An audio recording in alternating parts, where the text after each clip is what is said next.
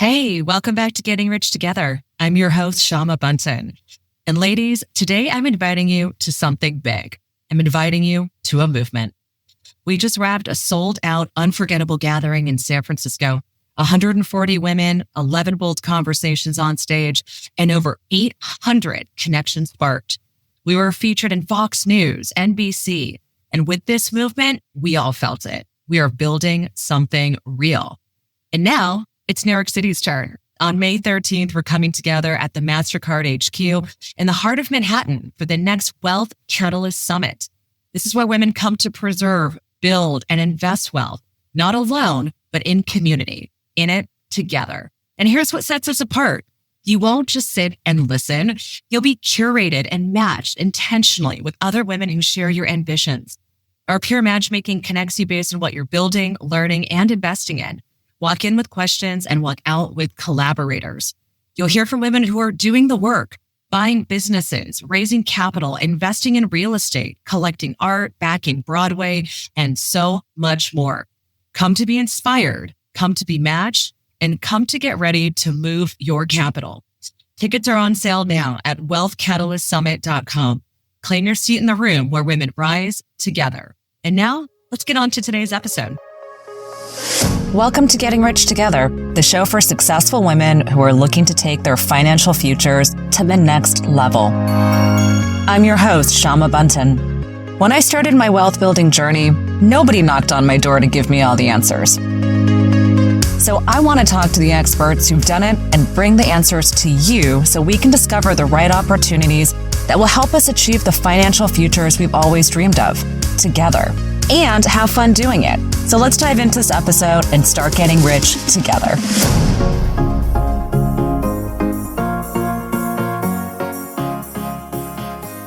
I am here today with the incredible Hall Rockefeller. Hall, you are someone who is doing something really unique in the world by looking at how supporting women artists, by looking at educating other women on how to invest through art, destigmatizing and taking away the taboo of what it means, how we can actually support our values, and ultimately support, I believe, a system in the world where female artists are not given enough opportunities to be seen, but also, my gosh, it's not philanthropic. Like, women can get rich through investing in other women artists. And I'm just so excited to have you here on the show today. Thank you for being here. Well, thank you so much. I'm really excited for this conversation. It's not one that I have terribly often, so it'll be interesting to sort of zoom out a little bit and look at the context of the work I do with Less Than Half. I love that. Well, you know what's so important is the context of who we are often starts when we are little, because that is where everything comes from. You know, it's so funny. I get to talk to incredible women like you who are like, here's what I do in the world. And I go, Hall was once in diapers. She was once 5 years old. She was once figuring out arithmetic. So Hall, take us back to a young girl. Take us back to someone who's between 5, 12 years old. What was life like for you? What was money like around you? What did you see and experience as a young girl? So I grew up in New York City on the Upper East Side of New York, which, has its own reputation when it comes to privilege and wealth. I think the context for a lot of what I will talk about is my family. It's not hard to make the connection. The Rockefeller family is one that goes back many generations. I'm a 6th generation family member, meaning that we measure from sort of the origin of wealth of sort of organization, which is John D. Rockefeller Sr. I think it will become very apparent that when I speak around these issues, because they're not things that I talk about that often, the confidence I speak with will not be as apparent as when I talk about my own work, because I think just as what you're saying, what this podcast is about, we're very accustomed to talking about our work, to pitching our work. But when the camera is sort of turned around and we're to think a little bit more personally, that story is a lot harder to articulate articulate. Though, of course, it's like absolutely the center of everything that we do and are. And you know what's interesting is that it doesn't really matter how much money you have growing up, because none of us escape this world without having a relationship to it. And that, I think, is also really important, right? And so the things that we see around us, no matter what they are, really impact and become key motivators around things. Yeah. And so when you were a young girl going to grade school and sort of, navigating the world, did you have any idea that you would become entrepreneurial at a young age, right? What were you what were you like in grade school and elementary school, Hall? What was life like? Yeah, I think the context of the legacy of my family has always been very important. I don't think I understood it to the extent that I do now, of course, because when you're a child, you're just in the water that you're swimming in. I knew to some extent, I knew that Rockefeller Center was something that had my family's name on it, things like that. But mostly I was aware of the legacy of the entrepreneurial spirit of my great-great-grandfather, John D. Rockefeller Sr. And I think that I felt a particular kinship with that from a very young age, not just because I was related to him, but actually because we shared a birthday, July 8th, my birthday, Johnny Rockefeller Sr.'s birthday, my great-grandfather Nelson's birthday also. So I think that narrative was actually very present in my mind, very young, and trying to be like him, particularly, though Nelson does come in a little bit more with art stuff, but trying to be like Senior, as we call him, was certainly something that I thought about. So I was definitely, it's not surprising to me or anybody in my family that I run my own business, that I am created a job for myself. I was always the kid who was, making the lemonade stand, but the lemonade stand was just the beginning. I think I was always thinking about different ways to start some sort of business in a very childlike way. I remember this one particular sort of dream that I had, which is that I started making these little things I called globbies, which were these small... What is this? Yes, I was reflecting on the origin story of Less Than Half, and you wouldn't guess that it was in globbies, but it was. So I, made quilts and things when I was younger. So I had a lot of fabric, and this was probably 8 or 9 around this time. And I would cut out these little sort of circles, hand sew them, and stuff them. So they were like little tiny, I can't even call it a stuffed animal, but because it wasn't an animal, it was just a little blob, basically, but a stuffed blob. And I would draw faces on them with Sharpie, and some of them would get like a bow tie. The boys had bow ties and the girls had floral fabrics. And I had a very binary sense of gender then. So and who were the early investors in globbies? Mom and Dad. I doubt my brother cared at all because, having an older brother, I think whatever his younger sisters were doing was weird or lame. I remember even packaging these little guys. I would put them like all sort of like a family in one little, I remember using cellophane, like actual saran wrap, imitate what the packaging would look like in a store, and would, sell them sort of by the family pack. I love that. What did you do with the money? Was it, I made $5 or however much you sold them for, and I'm going to spend it in these ways? Did you have a saver mentality? Like, how did you sort of look at like the first dollars you earned by selling your stuff? Yeah. It's really interesting because I feel like I was very much encouraged to be entrepreneurial, but the end of it was always saving. I remember being really proud when I saved $100. And then, later on when I was a teenager, when I saved $1,000, my dad got me this very sort of industrial or lock and key kind of cash box. Not pretty, not romantic, just like very utilitarian. And I remember keeping my money in there. And I think I actually still, I'm sure if I looked around my parents' house, I could find that box with $1,000 in it. So the saver mentality, and I think this relates to a lot of the things that I'm sure we'll talk about later about women and the money messages that they get as children. But I think that it really meant a lot to me that I could have the discipline or the sort of strategic plan in whatever version a child has to be able to reach certain milestones. But the goal with that, there was nothing sort of beyond that. It was, I'm going to have $1,000 and then I feel good about myself in some way. My brother would spend his money on like video games and that sort of thing. And I very much didn't want to be that. But But I do think that can be detrimental ultimately, this feeling that there's like a scarcity mindset, or a feeling that money is, not a tool to be used for your self-actualization. I couldn't agree with you more. I think that, there are so many things to unpack even there. But as you sort of moved, let's say, through high school, did you continue sort of entrepreneurial endeavors? Were you heads down in your studies? Like, was Hall a rebel? How did you sort of start to think about your own identity, right? And sort of the things that you were putting out into the world?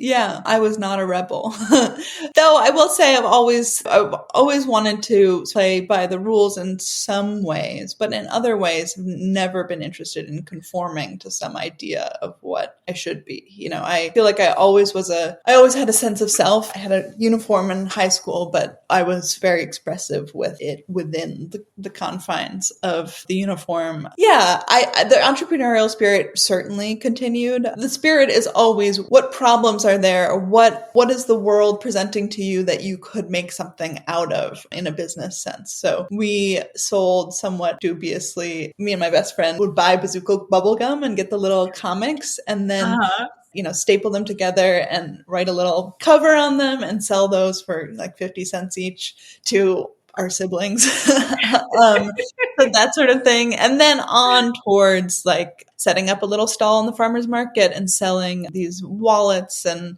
little bags that we had sewn together, all the way up through into college, where I started this sort of bakery delivery service. Oh my gosh, Hall. That's so cool. Yeah. I've always really enjoyed facing a problem and figuring it out in one way or another, and creating, creative problem solving has always been extremely appealing to me, and it really lights me up in a certain way. So to me, it sounds like I know I can sort of create and do things and have fun.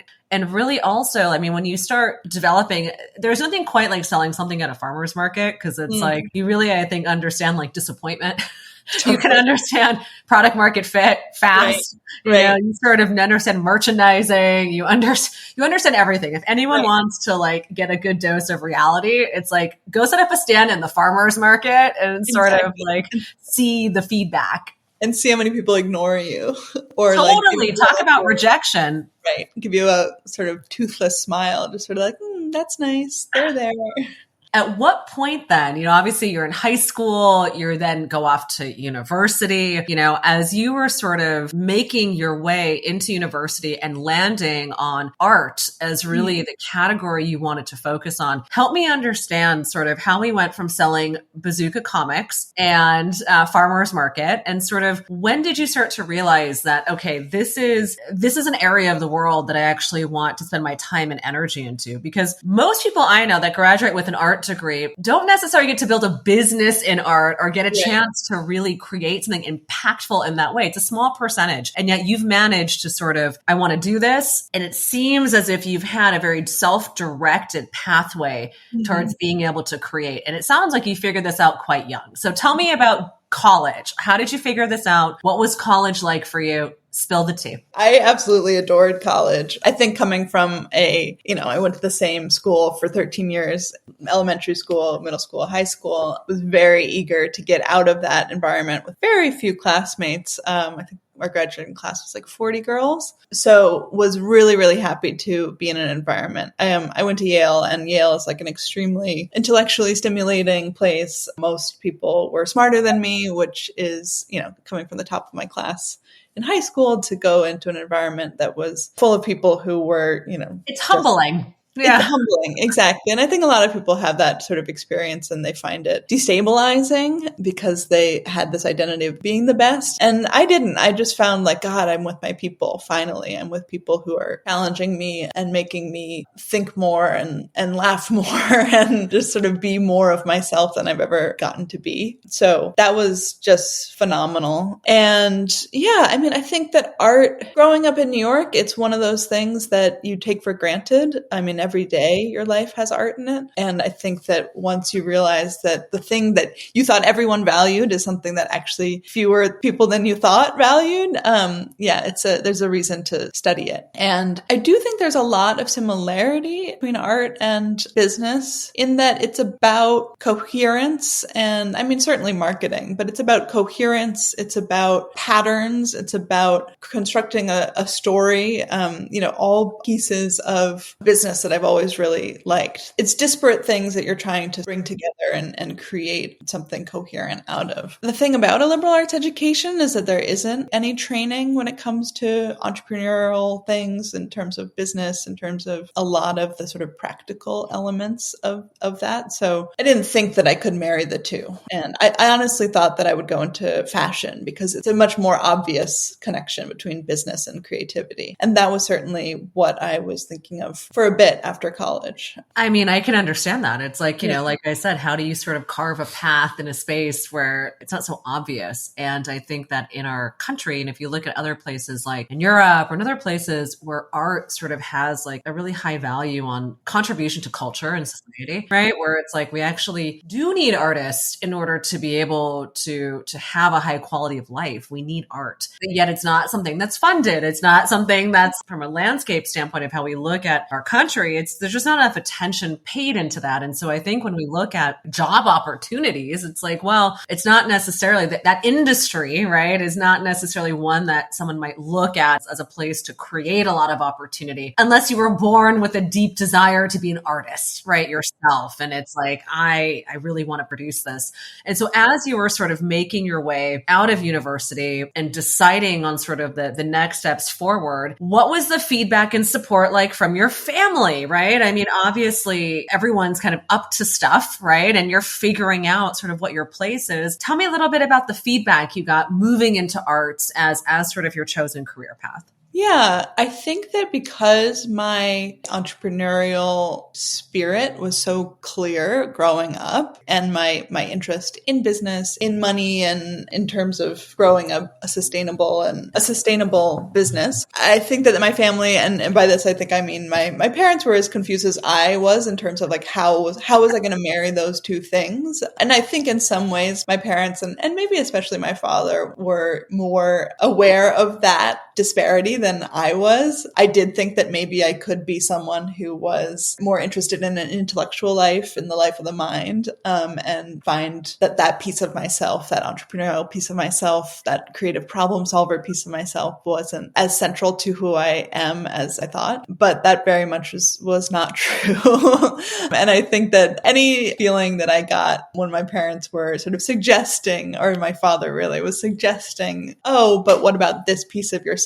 Isn't that going to be lost if you become a curator or do something sort of a more traditional path in the arts? Any pushback that I gave to him, and maybe this is my formal apology to my father, was really me recognizing that somewhere deep in myself and realizing that maybe that life of the mind was only half of the equation. And certainly it came out that it was. So tell me about your first job.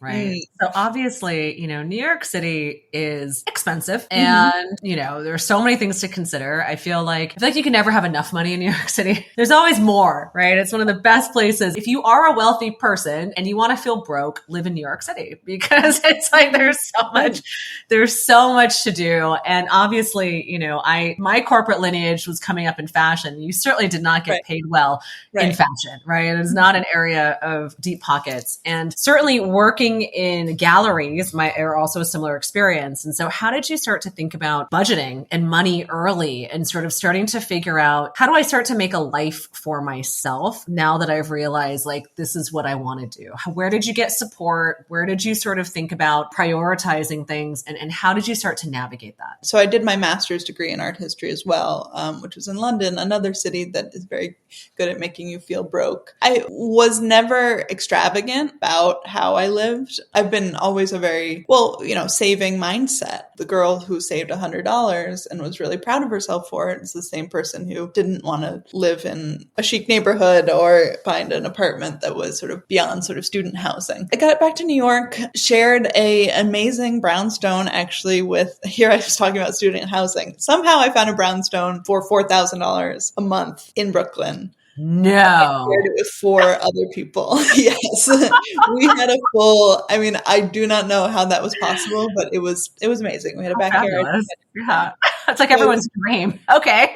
Exactly. We looked like we were living large, but we were really just like 4 just recent college graduates paying $1,000 each to live in this amazing brownstone. Anyway, that was we had great parties there, as you might imagine. At this point I was like, okay, well, I need to figure something out. Of course, I have to figure out what I want to do. And I needed some sort of a stopgap because I knew from experiences in college doing sort of summer internships that the jobs that were present, sort of more obvious, working at a gallery, working at a museum, working, at an art nonprofit, that sort of stuff. Those were just jobs that didn't stimulate me in the level that I wanted to be stimulated. And of course, you do have to put in your time to some extent, but even at the sort of top tier, being a museum curator, I knew that that wasn't going to be the thing that, had the energy that I wanted. And same thing with running a gallery. It was just, I'm not good at selling. Being a gallerist, that's all you do all day. Sure. I didn't want to start on a path that was going to lead, whose ultimate conclusion was something that I didn't want to be. So I worked in retail. I worked at Anthropologie right after I got out of my master's program because it was like, okay, how do you have discipline? How do you go somewhere every day? How do you make money? Anthropologie does not pay you,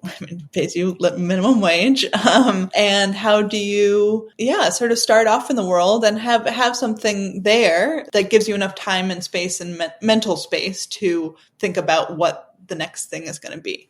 So while I was doing that, I actually sort of started writing and freelancing, and I started this blog. And at some point during my job at Anthropologie, which was fairly boring, it was actually, funnily enough, I was working at the Rockefeller Center location. So that's not a bad anthropology. It's anthropology, but I understand. It is, and it's busy, which is good because I wanted to be constantly moving. But at some point I was standing next to the door because there are greeters who come, who, greet every single person who goes into Anthropologie. And I felt so happy. And I was wondering, I was like, why do I feel like truly elated? And I realized I was really riding a high from writing about art earlier in the day for this blog. And once I realized that there was an extreme sense of fulfillment and just personal peace that came along with writing. And then I thought, okay, I'm going to move more in this direction. And from there, I sort of started freelancing for artists and eventually did quit the job at Anthropologie to give myself more time for that. So I guess what I'm trying to say is I've never really had a job. Anthropologie was kind of a job. There's no way to escape that. Retail is definitely, I don't undervalue. Sorry. No. I guess a job meaning like a desk job, like here I am starting my career kind of job. Well, at that time, Hall, understanding that your focus and thesis was in building in this direction, as you were sort of looking at how you were exercising your own capital, had you started to buy art created by women, or how did you sort of start to say, okay, this is my own personal thesis, right? Like, what is it that I want to do? And then also, obviously, you turn this into a business. And so talk to me about sort of the personal ahas and then sort of how it parallels the business ahas.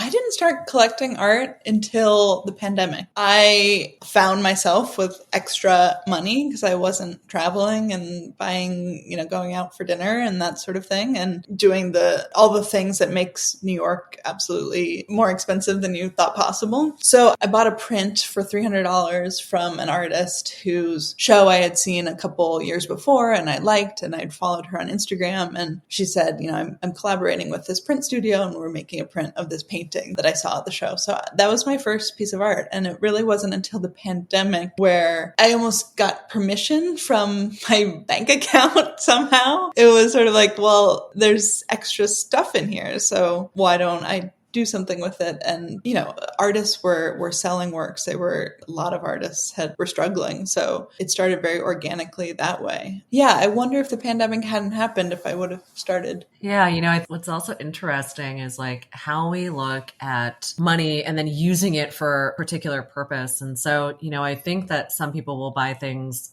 because they just love it, and there's like, I love this, I feel connected to it. Some people buy things out of a desire to resell or profit or sort of have it as a specific investment over a period of time. I think money is so personal, right? And I think art is also very personal based on your own taste and preferences. And so it's hard to judge others, right? It's like one of those things where we all sort of fall on different scales. But certainly in your business today, as you're educating and advising others on how to look at exercising their capital through supporting female artists, which is certainly, again, it sounds philanthropic, but it's also an investment, right? It's like sort of this interesting, it's like everyone's doing it because they love, hopefully, the pieces of art, but also some people are doing it because they're looking for like, hey, supporting women artists might be this new opportunity zone where we might be able to really sort of generate some capital for yourself as you were sort of modeling out these advisory services and starting to understand what the markets were.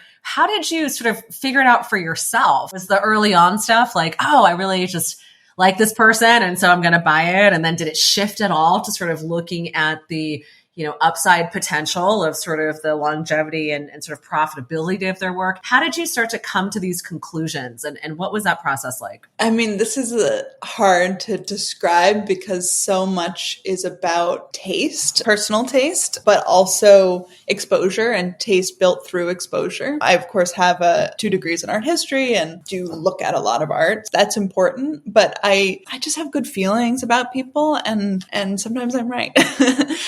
That's a totally dissatisfying answer. And that's not what I offer my clients and members. I don't say, trust your gut or trust my gut or something. I think there is a little bit of a strategy to it. And I think that especially when you're looking at historical artists, there is an unfortunate trend, which was that history books are written with almost exclusively male names, which makes you think that the history of art was just male artists. And I think a lot of people think that if they don't know about them, they didn't exist. And this is truly not true. And if you develop a habit of every time you see a male name, wondering who or what the women around that person were doing, you will always, always, always find a female artist. If it's a spouse of a male artist who's very famous, or just someone moving in the circle, no matter how macho you think a movement is, think of, for example, from the last sort of 10 years, surrealism has a very macho kind of reputation. The man who founded it, Andre Breton, was a pretty misogynistic guy. He didn't really let anyone into his circle unless he approved of them. And he sort of didn't really think women were really up to the task. If you look at that version of art history, no, there aren't really any women in it. He let a woman or two into a surrealist exhibition every once in a while. But if you zoom out a little bit and you start reading between the parentheses or in the footnotes, you start to understand that there's a really robust circle of artists, and there are always women in that circle, and there are always women contributing. And I don't know about you, but when we talk to each other, especially to our spouses, we're constantly trading information and ideas. And the idea that women were constantly in conversation or in the studios of these artists, and they were in the women's studios, and there wasn't some sort of exchange of ideas is impossible. I mean, truly. Totally.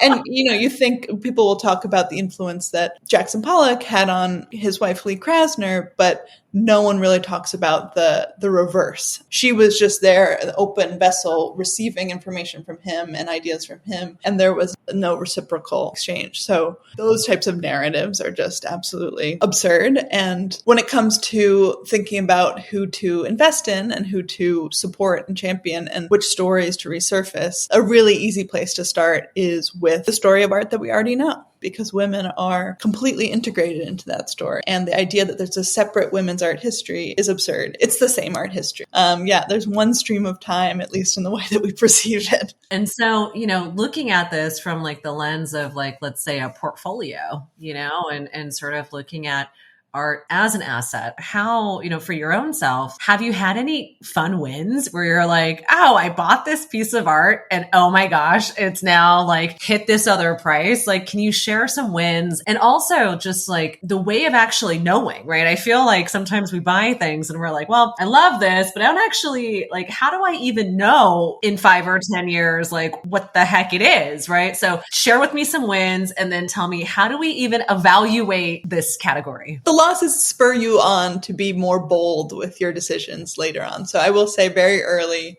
I think actually when I was in college or just after, I went to an MFA show of all the recent graduates at Yale, actually. And there was a one piece in that show that I liked. I probably could have mustered $3,000. I obviously, in the spirit of this conversation, being honest, have been living off of my own money, my sort of family money that just come down to me, in the spirit of obviously being totally transparent. And I think that actually could be an interesting sort of line of inquiry to talk about when you are building a business, having your own wealth, and how much of that you feel okay investing in yourself and what that means. Well, tell me, how much do you feel comfortable investing in yourself? And then I'll get to the wins. And what did that mean for you? What does it mean to you now, right? But what did it mean to you to say, I'm going to really take this risk? Unpack your own beautiful question that you posted. Right. Yeah. I mean, I think that I've been very bad at that. I've been very reluctant to invest in myself, because when you have inherited money, it doesn't feel like your own in a lot of ways. There's a sense, especially when you have a legacy of 6, and now my family has 7 generations, that's a continuum, and you're not the end point of that continuum. And I think that it's certainly been something that I need to reflect on and build on and understand. We started the conversation on money as a tool to create a sense of meaning for yourself. And I think that especially women are taught a very specific idea about money, not only saving money, but also certain passivity when it comes to it, that someone else is dealing with these things for you, whether it's your father or your husband or whoever it is. And this book, I think, was published in the 90s, Prince Charming Isn't Coming, How Women Get Smart About Money. It's actually a fantastic book. And it's about a woman who her father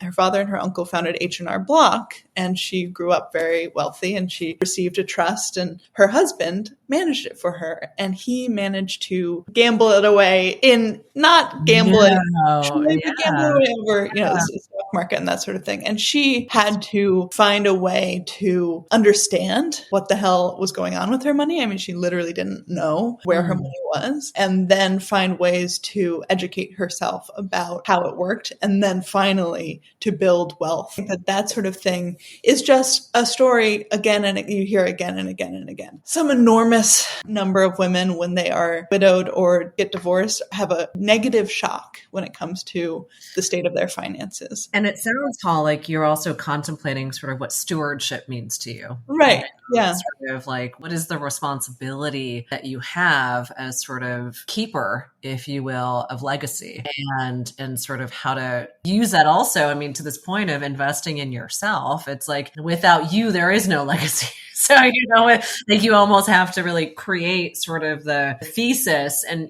have you found sort of in your periods of looking for advisors or looking for sort of people to help you make these key decisions, who do you consult with? Like, how are you sort of looking at, these are the resources I'm going to use to invest in my business. Mm-hmm. And I actually need to develop a thesis, or have, I would say, probably a bench of people, mm-hmm. right, that are really going to help advise you. What's the totality of that look like? I feel really lucky to be growing in this moment where there's a lot of resources around women and finance, podcasts and platforms, books, things like that. There's a growth of a financial feminist movement that really understands that women's values around money are different than men. And it's not about, oh, dear little you, let me explain these big, hard, scary concepts to you. It's it's really, let me shift completely the conversation I'm having and talk about money as something that you can use to achieve your goals and reflect your values in life. And I think a lot of that has really helped me think about, investing in myself, investing in my business, because it is something that will help me achieve what I value. And will help sort of create a sense of self through my business. And I think that's what I'm trying to do when it comes to teaching women how to invest in art. I think that it's actually a more powerful tool. You said something about it being such a personal thing. And of course, there are themes and trends in investing where you can align your portfolio with your values, ESG investing, things like that. But there's only so far that stock in some green energy company can go when it comes to really making you feel fulfilled. and I think there's an enormous appreciating. I mean, if you think about like returns on the stock market, it's pretty standard, right? Like there's no like big risk, right? I mean, it's like, all right, play it safe. But these new categories are higher risk, possibly higher return, right? Mm-hmm. Opportunities that require you to feel a sense of confidence around what you're doing.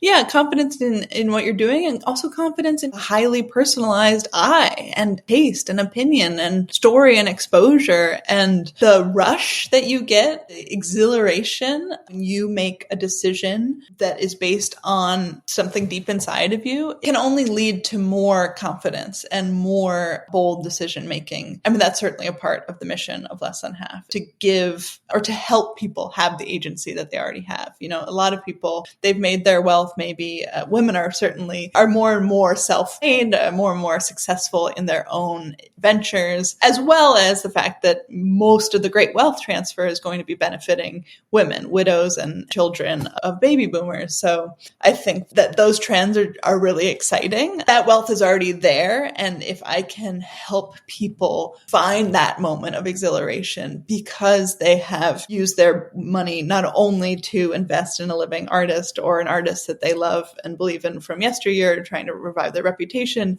but also reflects themselves that they can enjoy every day on their walls. And then having it be a good investment as well. I mean, that's the trifecta. That's amazing. I love that. And so let's talk about some wins, right? I think that we always have ideas on things, but then when we apply them to ourselves, it's obviously really different, right? It's all right, there's nothing quite like your own experiencing risk tolerance for yourself. You mentioned not everything's a winner. And I think that goes with anything in life, right? Not everything's a winner. But what were some of the wins that you've had, and how substantial would you say wins can be, right? Either from a personal lens, what are we looking at when it comes to the high of what this can be? Well, it certainly depends on where you're buying in. I think that the higher ticket item, the lower the risk, certainly, but the more likely. Buying really, really young artists, I would do that if you feel like you understand the market or you understand trends. Or buying sort of under-recognized historical artists is, I think, they're sort of maybe the safest bet. But some wins for me, I mean, let me just look at my wall behind me. This piece I was given, actually. It's an artist whose work I saw in Brooklyn, and I reached out to her and I wrote a profile of her. And then later she asked me to write a catalog essay for an exhibition she was having. And I wrote that. And in exchange for writing that, I wasn't paid, but I was given a sculpture. And her name is Kennedy Yanko. And she is very successful these days. She just got represented by James Cohen Gallery, which is a big gallery downtown. And yeah, I mean, obviously this is very special to me, not only, I would say least because she's successful, mostly because it was a very early physical evidence. No one can see this, but this is a very heavy piece of art of a contribution, and that it's a sort of centerpiece or cornerstone of that feeling that I contributed.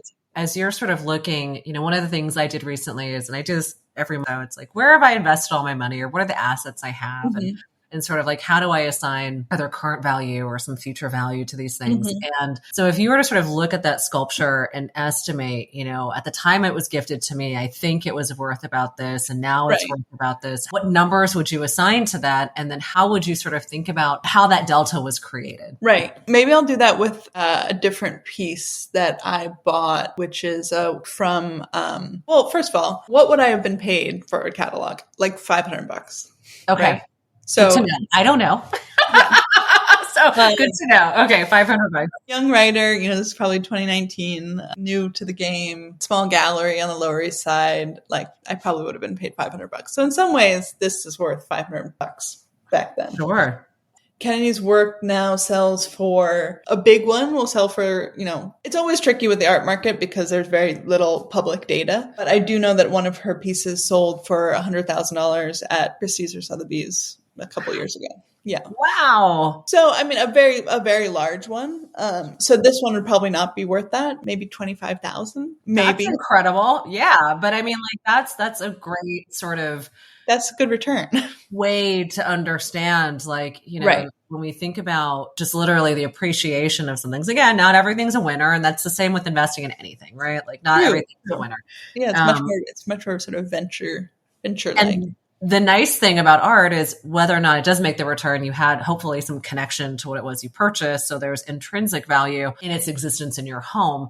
Right. But I think it's so interesting to sort of understand like what the highs can look like when you sort of start to get more sophisticated, I guess, with like how you're choosing to allocate and how you're investing. And so when people are sort of signing up to learn from you, right, and essentially like help you or helping them refine, not only their own thesis, but also possibly what is the right pricing for certain things, right.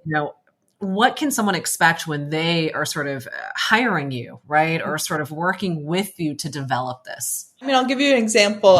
One of my members, so basically you join, you become a matron of the arts, is a gendered word coming from the word father in Latin. So matron of the arts is really the true label for a woman who supports the arts. So you join the matron of the arts, and depending on what level you're at, you get access to educational resources and a little bit of sort of advice from me. Not quite advisory. I'm not an advisor. I'm more like a guide. But I had one of my members come to me and ask if she should invest in a specific piece by an artist who was at a pretty well-known gallery, very well-known gallery, and it was a textile piece that was an edition. So it was tapestry that was an edition, meaning there were 5 of them made. And this artist is very well-known, is at a very well-known gallery, and the piece was not unique. And I sort of thought about it, and I thought that an edition work already is, if something's not unique, it's not as valuable. And then I sort of tried to consider the fact that this gallery was at the top of its game and was a very well-known artist. So my advice to her was to think about something that was maybe a little bit less established, because in some ways it feels like you've sort of maxed out at that point, and there may be more risk in buying an original painting by an artist who isn't as much of a household name. But to me, the trade-off was obvious. I have such confidence in the quality of work of women artists who have existed in history. And I think in a lot of ways, it's only a matter of time that top 20% of them get to be more prominent, whether that's, in museum collections or written about in books or represented by big galleries. And yeah, so that's a little bit of advice that you might have gotten from me. Very interesting. That's so cool. And so as you are sort of in this process of building your business and then looking at the future of this industry, I haven't really seen anyone else really niche into where you're focusing. And so can you tell me a little bit about sort of the market feedback and reaction to you and the work that you're doing? What is it that you're hearing and seeing? Are women just, how are they finding you? I mean, it's such an interesting and important service, especially as we think about diversifying our assets, right? And other ways of sort of building wealth. I would say that's really values aligned.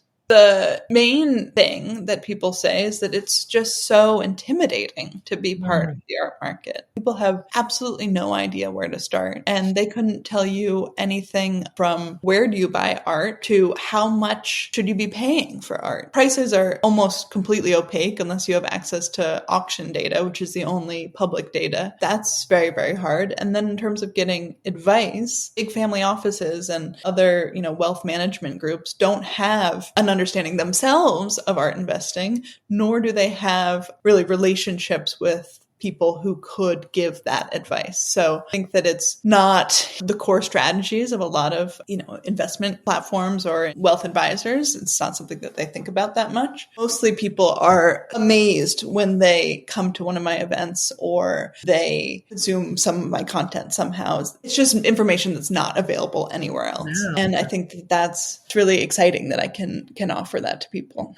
I think it's wonderful, and for yourself, as you're looking at sort of, art as like this alternative asset class, right? Similar to venture in many ways, but obviously you can see a piece of art in your home. You can't really see that startup in your home. It's a really different sort of way to relate. But for yourself, as you sort of look at like your own areas of interest, do you currently sort of really have your assets managed more in like public markets and then in art? Are you also doing any angel investing or real estate? Like, how are you sort of looking at your pie of like where you want to move your resources? Absolutely. I recently started working with Ellevest, which is how we met, Cam, who I was on your podcast previously. Yeah, I mean, a big shout out to Ellevest, a big shout out to Sally Krawcheck and the way that she thinks about women and wealth and closing the investment gap. So I think that decision to move some of my portfolio with them was one of those actually exhilarating moments, the same sort of feeling as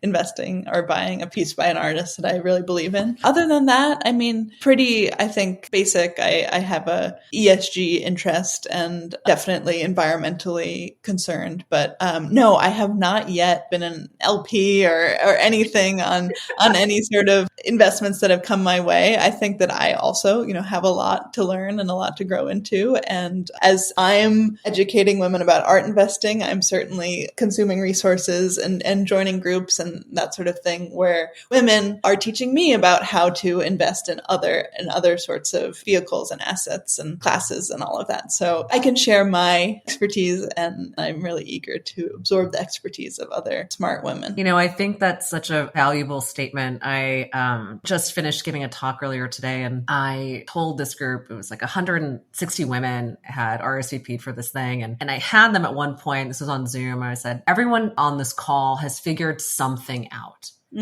Right? We haven't figured everything, right? We never will, right? There's too much to know. We figured something out. And the thing that we have figured out is often the thing someone else wants to know about, right? There's someone else who wants to learn the thing we figured out. And so it's really, I think, about the humility to ask like, hey, I need help. And you seem to have figured this out. But then also women raising their hands and saying, I have figured something out, and I may not know everything, but I can add value to this conversation from this particular lens. And I think what you're doing here is adding a tremendous amount of value in a specific lens that, to be honest, I'd say 99.9% of the women I speak to would be like, oh my gosh, I don't know about this. Like, I want to learn. Like, maybe I've built this big real estate commercial portfolio and I'm an LP in a few funds and doing all this stuff. But like, I want to know what you know. And so I think that there's this incredible product market fit with being able to be that voice.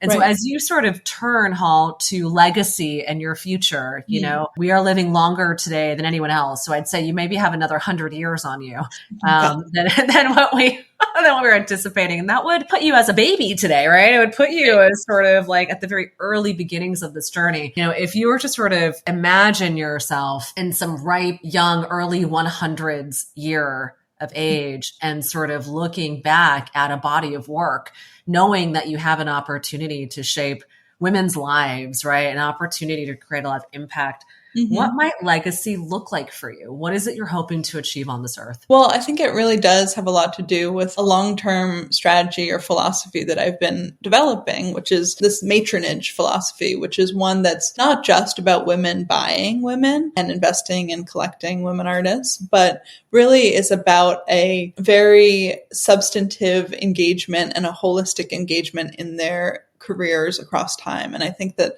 that does take a lot of time. And I would love to have planted the seed in the minds of many, many women about how to grow a collection that isn't just all women artists, but is really thoroughly researched and is well archived and preserves all the information around the artists so that they can really be a part of the art history that's being written today for tomorrow. So, it's not just enough to own this sculpture that I was talking about before, but having the essay that I wrote for that exhibition alongside of it, having the correspondence between me and the artist, having the information that future scholars can go into, read, and create books or monographs or catalog raisonnés, which is sort of the complete history of an artist, the complete works of an artist, that sort of thing. And then ultimately have a lot of those collections go to public institutions so that the numbers that currently exist in museums, which is about 15% is the number of women artists in major museum collections in the US, so that those numbers can start to shift. And that, ultimately what that means is that the museum going public, which I also hope grows and isn't just a small slice of the population, will start to see female creativity in these spaces, in the Metropolitan, in MoMA, in museums that are not in New York City, certainly as well. Also, like the Hall Rockefeller Museum of incredible art that you've been able to, Right. I mean, can you just imagine how fabulous it would be to have this legacy of the body of art and work you're developing? How beautiful. Totally. And I would want, that sort of thing, I would want it to be a celebration of all female creativity. I mean, you talked about investing in Broadway and, I would love one day to be the center point for anybody who wants advice on how to support female creativity, whether it's in art or dance or film or theater or music or whatever. Just a really, really robust system of support for these types of creators. I'm on board. Sign me up. Let's make it happen. I think that is just so rad. And so, Hall, I have two favorite questions that I like to ask at the end. One of them is, obviously conversations around money tend to be sort of, okay, I'm investing it, I'm saving it. It's there's not a lot of fun often associated. Right. Art is certainly fun. Yes. My question for you is, what are some of your favorite ways to spend your money? Besides buying art. Besides art, right? Because art is also your job, right? So right. What are your other favorite ways to spend cash? That's a really good question. Travel is such an obvious answer. I will say, okay, this is adjacent to art. I love I'm a Cancer, and I'm glad I'm mentioning horoscopes this late in the conversation because it's definitely not something I think about all the time. But I fit the mold of a Cancer. I'm very homey. I like to nest. I like to create a very warm environment around me. So for that reason, I really love things for my home, whether that's furniture, but also really craft. And craft, I know, is basically, it is art. And I could talk a lot about the way we've delineated craft and art and how it's a very gendered delineation. But textiles and embroidery and pottery and other things that just really have a human touch. I love being around that. And I love being able to, sort of create a cohesive space around me. It's why I love fashion. It's why I love design. It's why I love craft. I would say creating the interior of my home. And then the second thing is vintage fashion. Love vintage clothes. I definitely spend a pretty penny on clothes. I love that. But nothing designer. Vintage design, sure. But I don't really believe I think you can get a better bang for your buck buying, I don't own a designer bag or anything. I I love vintage. Fabulous. I love that. My last question, Hall, is obviously you are up to big stuff, right? Like you're here to change the world. You're here to help women invest in alignment with their values into artists, female artists. Like there's a lot going on in your world. And maybe it's my more favorite question. The how you spend your money is just so delightful.